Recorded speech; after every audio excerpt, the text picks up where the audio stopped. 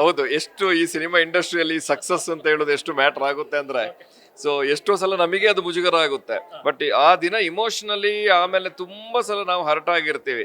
ಯಾಕಂದ್ರೆ ನಾವು picture release, ಜನಗಳು ಕೇಳ್ತಾರೆ ನಿಮ್ಮ ಪಿಕ್ಚರ್ ಯಾವುದು ಅಂತ. ನಾವು ರಿಲೀಸ್ ಮಾಡಿದ್ದೇವೆ ಅಂತ ಹೇಳಿದ್ರೆ ನಾವು ಬಂದಿದ, ರಿಲೀಸ್ ಆಗಿದ, ಎಲ್ಲಿದೆ ಅಂತ ಕೇಳ್ತಾರೆ. Anyhow very good.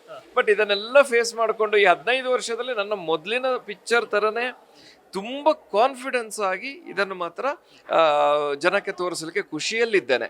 ಯಾಕಂತ ಹೇಳಿದ್ರೆ ಆ ರವಿಕೆ ಅಂತೇಳಿ ಹೇಳೋದು ತುಂಬಾ ಪರ್ಸ್ಪೆಕ್ಟಿವ್ ಅನ್ನು ಓಪನ್ ಮಾಡುತ್ತೆ. ಅದು ಒಂದು ನವದುರ್ಗಿಯರಿಗೆ ಪ್ರಿಯವಾದ ಅಲಂಕಾರದಲ್ಲೊಂದು, ಆ್ಯಂಡ್ ಹೆಂಗಸರಿಗೆ ಸೀರೆ ಉಟ್ಟಾಗ ಬೇಕೇ ಬೇಕು. ಸೊ ಈ ರೀತಿ ತುಂಬ ರೀತಿಯಲ್ಲಿ ಅದಕ್ಕೆ ಪರ್ಸ್ಪೆಕ್ಟಿವ್ ಇದೆ. ಸೊ ಆದ ಕಾರಣ ರವಿಕೆ ಅಂತ ಹೇಳುವ ಒಂದು ಸಿನಿಮಾ ಲೈನ್ ಸಿಕ್ಕಿದೆ, ನನಗೆ ತುಂಬ ಖುಷಿಯಾಗಿತ್ತು. ಆ್ಯಂಡ್ ಅದನ್ನು ನಾನು, ನನ್ನ ಮಿಸ್ಸಸ್ಸೇ ಬರ್ತಿದ್ದು, ಅದನ್ನು ನಾನು ಡೈರೆಕ್ಷನ್ ಮಾಡ್ತೇನೆ ಅಂತೇಳಿ ಹೇಳಿದ್ದು, ಪ್ರೊಡಕ್ಷನ್ ಮಾಡ್ತೇನೆ ಅಂತ ಹೇಳಿದ್ದು ವಿದೌಟ್ ಸೆಕೆಂಡ್ ಥಾಟ್ ನಾನು ಯೋಚನೆ ಮಾಡಿದ್ದೆ, ಮಾಡಿಯೇ ಮಾಡ್ತೀನಿ ಅಂತ. ಈ ರವಿಕೆ ವಿಷನ್ ಇಟ್ಕೊಂಡು ಕೋರ್ಟ್ ಮೆಟ್ಲೆ ಇರ್ಬೋದು ಅಂತ ಅಂದ್ಬಿಟ್ಟು ಅದೊಂದು ಕಾನ್ಫಿಡೆಂಟ್ ಇಲ್ಲ ಒಂದು ಕತೆ ಮೇಲೆ, ಇದು ಮಾಡಿದ್ರೆ ಜನರಿಗೆ ಇಷ್ಟೊಂದು ತಲುಪೋದು ಅಂತ ಯಾವ ಕಾರಣಕ್ಕೆ ಬಂತು? ಅಂದ್ರೆ ಒಂದು ನಾವು ಆಸ್ ಎ ಫಿಲಮ್ ಮೇಕರ್ ಆಗಿ ಒಂದು ಸ್ಕ್ರಿಪ್ಟನ್ನು ನಾವು ಸ್ಟಡಿ ಮಾಡಿದಾಗ ಅದಕ್ಕೊಂದು ಸಿನಿಮ್ಯಾಟಿಕಲಿ ಒಂದಷ್ಟು ಅದಕ್ಕೆ ಸಿನಿಮ್ಯಾಟಿಕ್ ಗ್ರಾಫ್ ಅಂತ ಹೇಳ್ತೀವಿ. ಅದು ಆ ರೀತಿ ಇದನ್ನು ಈಗ ಮಿಸ್ಸಸ್ ಬರಿಬೇಕಾದ್ರೆ ಒಂದಷ್ಟು ಇದರಲ್ಲಿ ತುಂಬ ಸೂಕ್ಷ್ಮ ವಿಚಾರಗಳು ಒಳಗೊಂಡಿತ್ತು. ಇನ್ನೊಂದು ಏನು ಅಂತ ಹೇಳಿದ್ರೆ ಅದು ಯಾರಿಗೂ ಯೋಚನೆ ಮಾಡ್ಲಿಕ್ಕಾಗಲ್ಲ. ಒಂದು ರವಿಕೆ ಹಿಡ್ಕೊಂಡು ಬ್ಲೌಸ್ ಕೋರ್ಟಿಗೆ ಹೋಗ್ತಾರಾ? ಯಾಕೆ ಅಂತ ಹೇಳಿದ್ರೆ ನಾವು ಸ್ಕ್ರಿಪ್ಟ್ ಬರಿತಾ ಇರಬೇಕಾದ್ರೆ ಇದು, ಆ್ಯಂಡ್ ನಿಮಗೂ ಗೊತ್ತಿರಲ್ಲ ಇದು ರಿಯಲ್ ಇನ್ಸಿಡೆಂಟ್. ನಿಜವಾಗಿನೂ ಒಂದು ಇನ್ಸಿಡೆಂಟ್ ಬಂದಿತ್ತು ಪೇಪರಲ್ಲಿ. ಸೊ ರವಿಕಿಯನ್ನು ಹಿಡ್ಕೊಂಡು ಒಬ್ರು ಲೇಡಿ ಟೈಲರ್ ಮೇಲೆ ಕೇಸ್ ಹಾಕಿದ್ರು, ಆ್ಯಂಡ್ ಅವರು ಅದನ್ನು 1-1.5 ವರ್ಷಗಳ ಕಾಲ ಅದನ್ನು ಕೋರ್ಟಲ್ಲಿ ಮಾಡಿ ಅವರು ಗೆದ್ದಿದ್ರು. ಅದು ಒಂದು ನಮಗೆ ತುಂಬ ಸ್ಫೂರ್ತಿ ಸಿಕ್ತು. ನಾವು ಈ ರೀತಿಯಲ್ಲಿ ಟ್ರಾವೆಲ್ ಮಾಡಿದ್ರೆ ಅದು ಕ್ಲೈಮ್ಯಾಕ್ಸ್ ಕೊಡ್ಬೋದು ಅಂತ. ಇನ್ನು ಸಿನಿಮ್ಯಾಟಿಕಲಿ ಇದೊಂದು ಫ್ಯಾಂಟಸಿ. ಈಗ ನಾವು ಲೇಡೀಸ್ ಟೈಲರ್ ಅಂತ ಹೇಳೋದೇ ಫ್ಯಾಂಟಸಿ. ಗೌರ್ಮೆಂಟ್ ಹಾಸ್ಪಿಟಲಲ್ಲಿ ಲೇಡೀಸ್ ನರ್ಸ್ ಅಂತ ಹೇಳಿರೋ ಒಂದು ಫ್ಯಾಂಟಸಿ. ಲೇಡೀಸ್ ಹಾಸ್ಟೆಲಲ್ಲಿ ಜೆಂಟ್ಸ್ ವಾರ್ಡನ್ ಅಂತ ಹೇಳಿದ್ರೆ ಅದೊಂದು ಫ್ಯಾಂಟಸಿ. ಹಾಗೆ ಲೇಡೀಸ್ ಟೈಲರ್ಗೆ ಒಂದು ಹುಡುಗಿ ಪದೇ ಹೋಗ್ತಾಳೆ ಸರ್, ಏನು ಯೋಚನೆ ಮಾಡ್ತೀರಿ ನೀವು?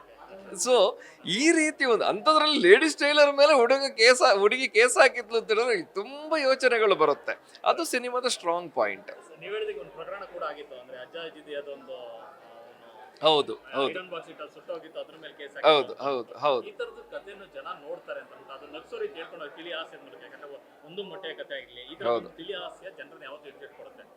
ಸೊ ಈ ಸಿನಿಮಾದಲ್ಲಿ ಯಾವ ಮಟ್ಟಿಗೆ ಜನರನ್ನು ಕಾಡುತ್ತೆ? 110% sir. As A cinema maker ತುಂಬ ರೀತಿಯ ಸಿನಿಮಾಗಳನ್ನು ನಾವು ನೋಡ್ತಾ ಇರ್ತೀವಿ, ತುಂಬ ಜಾನರ್ ನೋಡ್ತಾ ಇರ್ತೀವಿ, ಆ್ಯಂಡ್ ಬೇರೆ ಲ್ಯಾಂಗ್ವೇಜ್, ಬೇರೆ ಭಾಷೆ, ಬೇರೆ ಸ್ಟೇಟ್ ಇದು ನೋಡ್ತಾ ಇರ್ತೀವಿ.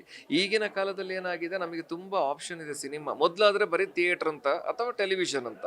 ಈಗ ಅಂತೂ ಜನರಿಗೆ ತುಂಬ ಆಪ್ಷನ್ಸಲ್ಲಿ ಅವರಿಗೆ ನಾವು ಸಿನಿಮಾವನ್ನು ತಲುಪಿಸಬಹುದು.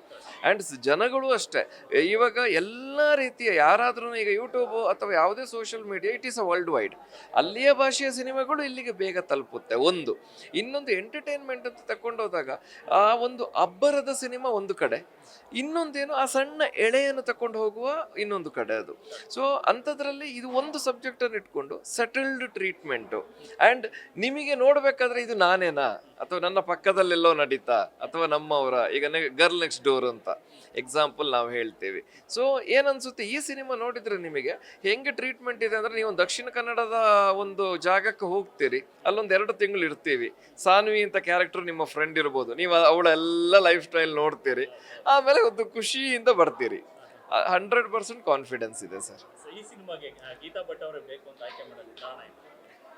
ನನ್ನ ಪಾವನ ಸ್ಕ್ರಿಪ್ಟ್ ಬರಿಬೇಕಾದ್ರೆ ನಮಗೆ ಯಾಕೆ ಅಂದರೆ ಸರ್, ಇವಾಗ ರೆಗ್ಯುಲರ್ ಆಗಿ ನೋಡಿದರೆ ಈಗ ಒಂದು ನಾರ್ಮಲ್ ಸೈಜ್ ಅಂತ ಹೇಳ್ತೀವಿ. ನಾನು ಯಾವುದೇ ಡ್ಯೂ ರೆಸ್ಪೆಕ್ಟ್ ಎಲ್ಲ ಪರ್ಸನಾಲಿಟೀಸ್ಗೆ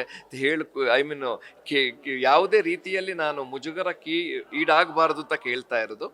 ಒಂದು ನಾರ್ಮಲ್ ಸೈಜ್ ಅಂತ ಹೇಳ್ತೀವಿ. ಈಗ ನಮ್ಮಂಥವ್ರಿಗೆ ಒಂಚೂರು ನಾಳೆ ಈಗ ಬೆಳಗ್ಗೆ ಒಂದು ಅರ್ಜೆಂಟಾಗಿ ಒಂದು ಪ್ರೆಸ್ ಮೀಟ್ ಇದೆ, ನಮ್ಮ ಹತ್ರ ಫಾರ್ಮಲ್ ಇಲ್ಲ, ತೆಗಿಬೇಕು ಅಂದರೆ ನೈಟ್ ತೆಗಿತೀವಿ, ನಾಳೆ ಒಂಚೂರು ಅಡ್ಜಸ್ಟ್ಮೆಂಟ್ ಮಾಡ್ಕೊಂಡಾದ್ರೂ ಹೋಗ್ತೀವಿ. ಇದು ನಮ್ಮ ಭಾಷೆ, ಏನಾಗುತ್ತೆ, ತುಂಬ ತಿನ್ನಿದ್ದವರಿಗೆ, ಅಂದರೆ ನಮ್ಮ ಭಾಷೆಯಲ್ಲಿ ಸಪೂರ ಅಂತ ಹೇಳ್ತೀವಿ, ಅವರಿಗೂ ಕಷ್ಟ, ಒಂಚೂರು ದಪ್ಪಗಿರುವವರಿಗೂ ಕಷ್ಟ. ಆ್ಯಂಡ್ ಅಂಥದ್ದಲ್ಲಿ ತಾಲೂಕು ಲೆವೆಲಲ್ಲಿ ಸಡನ್ ಆಗಿ ನಿಮಗೊಂದು ಬ್ಲೌಸ್, ನಾಳೆಗೆ ಬ್ಲೌಸ್ ಬೇಕೇ, ಅಷ್ಟೊತ್ತಿಗೆ ನಿಮ್ಮ ಹತ್ರ ಬ್ಲೌಸ್ ಇಲ್ಲ ಅಥವಾ ಅವರಿಗೆ ಬೇರೆ ಆಪ್ಷನ್ ಇಲ್ಲ. ಇಷ್ಟೇ ಸರ್. ಆವಾಗ ಅದಕ್ಕೆ ಏನಾಯ್ತು, ಆ ಕ್ಯಾರೆಕ್ಟರ್ ಬರಿಬೇಕಾದ್ರೇನೆ ಪಕ್ಕ ನಮಗೆ ಅದೊಂದೇನು ಪ್ಲಸ್ ಸೈಜ್ ಅಂತ ನಾವು ಯಾರಿದ್ದು. ಆ್ಯಂಡ್ ಪಾವನನ್ ನಮ್ಮ ಇಂಡಸ್ಟ್ರಿಯಲ್ಲಿ ನಮಗೆ ಪ್ಲಸ್ ಸೈಜ್ ಅಂತ ನೋಡಬೇಕಾದ್ರೆ ಆ್ಯಸ್ ಎ ಬ್ರ್ಯಾಂಡಿಂಗ್ ವೈಸು ಅಷ್ಟೇ, ಗೀತಾ ಭಾರತಿ ಭಟ್ ಅವರು ಒಳ್ಳೆ ಆ್ಯಕ್ಟ್ರು ಆ್ಯಂಡ್ ಸಿಂಗರ್ಸ್, ಆ್ಯಂಡ್ ಅವರು ಒಂದಷ್ಟು ಟೆಲಿವಿಷನ್ ಶೋದಲ್ಲಿ, ಟೆಲಿವಿಷನ್ ಸೀರಿಯಲ್ಲಿ ಪ್ರಸಿದ್ಧರಿದ್ದವರು, ಜನ ಅವರನ್ನು ಗುರುತಿಸ್ಕೊಳ್ತಾರೆ. ಆ್ಯಂಡ್ ನಮ್ಮ ಸ್ಕ್ರಿಪ್ಟಿಗೆ ಆಪ್ಟ್ ಇತ್ತು. ಆ್ಯಂಡ್ ಅವರ ಆ ಮುಗ್ಧತೆ ಇರ್ಬೋದು, ಆ ಕ್ಯೂಟ್ನೆಸ್ ಇರ್ಬೋದು, ಆ್ಯಂಡ್ ಅವರ ಭಾಷೆ ಇರ್ಬೋದು, ಇದು ನಮ್ಮ ಪಾವನ ಬರಿಬೇಕಾದ್ರೇ ಫಸ್ಟ್ ಆಪ್ಷನ್ ಗೀತಾ ಇದ್ದಿದ್ದು. ಲಕ್ಕಿಲಿ ಅವರು ನಮಗೆ ಒಪ್ಪಿದ್ರು, ನಾವು ಸಿನಿಮಾ ಮಾಡಿದ್ವಿ. ಈ ಸಿನಿಮಾ ಶಕ್ತಿ ಅಂತಂದ್ರೆ ಇದು ತಾರಾಗಣ ಸರ್. ಈ ಕಡೆ ಹೌದು. ಸಂಪತ್ ಅವರಾಗಿರೋದು, ಹೌದು, ತುಂಬಾ ಒಳ್ಳೆ ಹೌದು, ನಟರು. ಸುಮನ್ ರಂಗನಾಥ್ ಅಂತ ಹೌದು. ಹಿರಿಯ ನಟಿ ಜೊತೆಗೆ ಬಂದು ನಿಂತ್ಕೊಂಡಿರೋ. ಹೌದು, ಅದರಲ್ಲಿ ತುಂಬ ಲಕ್ಕಿ ಸರ್. ನಾನು ಪ್ರತಿ ಸಲ ಹೇಳ್ತಾ ಇರ್ತಾನೆ, ಡೈರೆಕ್ಟರ್ ಆ್ಯಕ್ಟರ್ ಅಂತ ನಾವು ಏನು ಹೇಳ್ತೀವಿ ಒಬ್ಬರನ್ನು, ಸೊ ಅಂಥ ಆ್ಯಕ್ಟರ್ಗಳೇ ನನಗೆ ಸಿಕ್ಕಿದ್ದಾರೆ. ಒಂದು 15 ದಿನದಲ್ಲೇ ನಮ್ಮ ಈ ಸಿನಿಮಾಕ್ಕೆ ಅವರು ಎಲ್ಲರೂ ಒಪ್ಪಿ ಅವರ ಡೇಟ್ ಸಿಕ್ಕಿದ್ದು ನಮಗೆ ಅದು ತುಂಬಾ ಖುಷಿ ಇದೆ. And I am very thankful to them. ಯಾಕಂತೇಳಿ ಹೇಳಿದರೆ, ಈಗ ನಾವು ಅಪ್ಪ ಅಮ್ಮ ಅಂತ ನೋಡಿದರೆ, ಅಪ್ಪ ಕೌತಾರ್ ಸರ್, ಅಮ್ಮ ಪದ್ಮಜರಾವ್ ಅವರು ಬ್ಯುಸಿ ಇದ್ದಾರೆ. ಪದ್ಮಜರಾವ್ ಅವರಂತೂ ಬ್ಯುಸಿ, ಬಟ್ ನಮಗೆ ಆ ಡೇಟ್ ಅಡ್ಜಸ್ಟ್ ಆಯಿತು. ಸುಮನ್ ರಂಗನಾಥ್ ಅವರು ಜಡ್ಜ್ ಅಂತ ನೋಡಿದ್ರೆ, ಟೇಲರು ಸಂಪತ್ ಅವರು ಬ್ಯುಸಿ ಇದ್ದಾರೆ ಇವಾಗ. ಆಕ್ಚುಲಿ ಅವರು ತುಂಬಾ ಬ್ಯುಸಿ ಶೆಡ್ಯೂಲ್ಸ್ ಇದೆ ಈಗ. ಆಪೋಸಿಟ್ ಟೇಲರ್ ಅಂತ ಬಂದ್ರೆ ಹನುಮಂತೇಗೌಡರು, ಅವರಿಗಂತೂ ಲಿಟ್ರಲಿ ಸೀರಿಯಲ್ಸ್ ಮಾಡಿ ಆ್ಯಂಡ್ ಸಿನಿಮಾದಲ್ಲೂ ಬ್ಯುಸಿ, ಆ್ಯಂಡ್ ಅವರು ಲಾಯರ್ ಅಂತೂ ಮಾಡಿದ್ದು ಮೊದಲಿಂದಾನೆ. ಆ್ಯಂಡ್ ಸಣ್ಣ ಪುಟ್ಟ ಕ್ಯಾರೆಕ್ಟರ್ಗಳು ಇರ್ಬೋದು, ಚಿಕ್ಕಪ್ಪ ಚಿಕ್ಕಮ್ಮ. ಪೊಲೀಸ್ ಅಂತ ಬಂದ್ರೆ ರಘು ಪಾಂಡೇಶ್ವರ್ ಅವರು, ನಮ್ಮ ಆಪ್ಷನ್ನೇ ಅವ್ರು ಇದ್ದಿದ್ದು, ಅವರೇ ಸಿಕ್ಕಿದ್ರು. ಸೊ ತುಂಬಾ ಖುಷಿ ಇದೆ. And I am very happy and I am very thankful to all my cast and crew. ಎಲ್ಲೋ ಒಂದು ಪೋಸ್ಟ್ ನೋಡ್ತಿದ್ದಾಗ ಆ ರವಿಕೆಯನ್ನ ಅಗೇನ್ ಸುಮನ್ ರಂಗನಾಥ್ ಅವರು ಕೊಡ್ತಾರ ಅಂತ ಅವರು ಯಾವುದೋ ಒಂದು ಪೋಸ್ಟ್ ಅಲ್ಲಿ ಅವರು ತೊಟ್ಟಿರ್ತಾರೆ. ಹೌದು, 100%. ಸಿನಿಮಾದಲ್ಲಿ ಅಂತ ಸಣ್ಣ ಸಣ್ಣ ಸೂಕ್ಷ್ಮ ವಿಚಾರ ಇರ್ಬೋದು.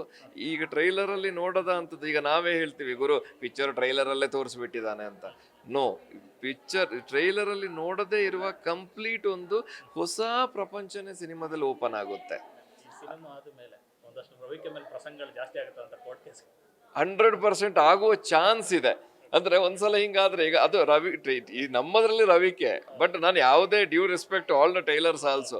ಈಗ ನಾವು ಎಡಿಟರ್ಗಳೇ ಇರ್ಬೋದು, ನಾವು ಇವತ್ತು ಎಡಿಟ್ ಕೊಟ್ರೆ ನಾಳೆ ಕೊಡಲ್ಲ, ಗ್ಯಾರೇಜಲ್ಲಿ ಇರ್ಬೋದು, ಕಾರು ಕೊಟ್ರೆ ಇವಾಗ ನಾಳೆ ಕೊಡಲ್ಲ, ಇಂಥದ್ದು ತುಂಬ ಇದೆ. ಬಟ್ ಟೈಲರ್ ಪಾಯಿಂಟಿಗೆ ಬಂದ್ರೆ ಲೇಡೀಸ್ ಟೈಲರ್ 100%.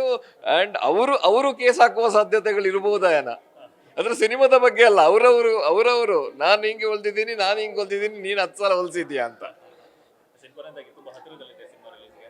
ಸೊ ಜನರಿಗೆ ಹೇಳೋದಾದ್ರೆ ಕನ್ನಡ ಸಿನಿಮಾ ಫೆಬ್ರವರಿ 16ಕ್ಕೆ ಸಿನಿಮಾ ರವಿಕೆ ಪ್ರಸಂಗ ಕರ್ನಾಟಕದಾದ್ಯಂತ ನಿಮ್ಮ ನೆಚ್ಚಿನ ಚಿತ್ರಮಂದಿರಗಳಲ್ಲಿರಲಿ, ನಿಮ್ಮ ನಗರಗಳಲ್ಲಿರಲಿ ರಿಲೀಸ್ ಮಾಡ್ತಾ ಇದ್ದೇವೆ. ಆದಷ್ಟು ಎಲ್ಲ ಏರಿಯಾಗಳಲ್ಲೂ, ಎಲ್ಲ ಸೆಂಟ್ರ್ಗಳಲ್ಲೂ ರಿಲೀಸ್ ಮಾಡೋಕ್ಕೆ ಪ್ರಯತ್ನ ಪಡ್ತಾ ಇದ್ದೇವೆ. ಒಳ್ಳೆ ರೀತಿಯಲ್ಲಿ ಸಿನಿಮಾ ರೀಚ್ ಆಗಬೇಕು ಅಂತ ಪ್ರಯತ್ನ ಮಾಡ್ತಾ ಇದ್ದೇವೆ. ಒಂದು ಕನ್ನಡ ಸಿನಿಮಾ ಗೆದ್ದಿತ್ತು, ನಮ್ಮದು ಮಾತ್ರ ಅಲ್ಲ, ಎಲ್ಲ ಕನ್ನಡ ಸಿನಿಮಾಗಳು ಅಷ್ಟೇ. ಆ್ಯಂಡ್ ಕನ್ನಡ ಸಿನಿಮಾ ಗೆದ್ದಿತ್ತು ಅಂದರೆ ಒಂದು ಇಡೀ ಸಿನಿಮಾದ ಒಂದು ಫ್ಯಾಮಿಲಿ ಇರ್ಬೋದು, ಕ್ಯಾಸ್ಟ್ ಇರ್ಬೋದು, ಕ್ರೀವ್ ಇರ್ಬೋದು, ಟೆಕ್ನಿಷಿಯನ್ಸ್ ಎಲ್ಲರಿಗೂ ಅದು ಇನ್ನೊಂದು ಸಿನಿಮಾ ಮಾಡಲಿಕ್ಕೆ ಸ್ಫೂರ್ತಿನೂ ಆಗುತ್ತೆ, ಅದೊಂದು ಲೈಫು ಕೊಡುತ್ತೆ. ಸೊ ಈ ನಿಟ್ಟಿನಲ್ಲಿ ನಾನು ಕೇಳ್ಕೊಳ್ಳೋದಿಷ್ಟೇ, ಒಂದು ಒಳ್ಳೆ ಸಿನಿಮಾ ಮಾಡಿದ್ದೇವೆ, ಇಷ್ಟಪಟ್ಟು ಚೆನ್ನಾಗಿ ಒಂದು ಒಳ್ಳೆ ಟೀಮು ಮಾಡಿದ್ದೇವೆ. ದಯವಿಟ್ಟು ಫೆಬ್ರವರಿ 16ಕ್ಕೆ ಸಿನಿಮಾಕ್ಕೆ ಬನ್ನಿ, ಥಿಯೇಟ್ರಿಗೆ ಬನ್ನಿ. ಸಿನಿಮಾವನ್ನು ನೀವು ನೋಡಿದರೆ ಖಂಡಿತ ಇಷ್ಟಪಡ್ತೀರಿ. ಒಂದು ಕಂಪ್ಲೀಟ್ ಕುಟುಂಬ ನೋಡುವಂತಹ ಸಿನಿಮಾ. ಆ್ಯಸ್ ಎ ಮದರ್ ಆಗಿ, ಆ್ಯಸ್ ಎ ಫಾದರ್ ಆಗಿ, as A brother sister friend ಆಗಿ ತುಂಬ ಇಷ್ಟಪಡ್ತೀರ. ಎಲ್ಲರ ಲೈಫಲ್ಲಿ ಇಂಥ ಘಟನೆಗಳು ನಡೆದಿರುತ್ತೆ, ಎಸ್ಪೆಷಲಿ ಹೆಂಗಸರ ಲೈಫಲ್ಲಿ ಅವ್ರಿಗೆ ಎಷ್ಟೋ ಸಲ ಹೇಳಲಿಕ್ಕಾಗಿರಲ್ಲ, ಮುಜುಗರ ಆಗಿರುತ್ತೆ. ಸೊ ನಾನು ಕೇಳ್ಕೊಳ್ಳೋದಷ್ಟೇ, ಒಂದು ರವಿಕೆ ಪ್ರಸಂಗ ಸಿನಿಮಾ ಮಾಡಿದ್ದೇವೆ, ದಯವಿಟ್ಟು ಥಿಯೇಟ್ರಿಗೆ ಬನ್ನಿ, ನೋಡಿ, ಆಮೇಲೆ ಆಶೀರ್ವದಿಸಿ, ಆಮೇಲೆ ಶೇರು ಮಾಡಿ, ನಿಮ್ಮ ಅನಿಸಿಕೆಗಳನ್ನು ಹೇಳಿ, ಇನ್ನೊಬ್ಬರನ್ನು ಕರೆತನ್ನಿ.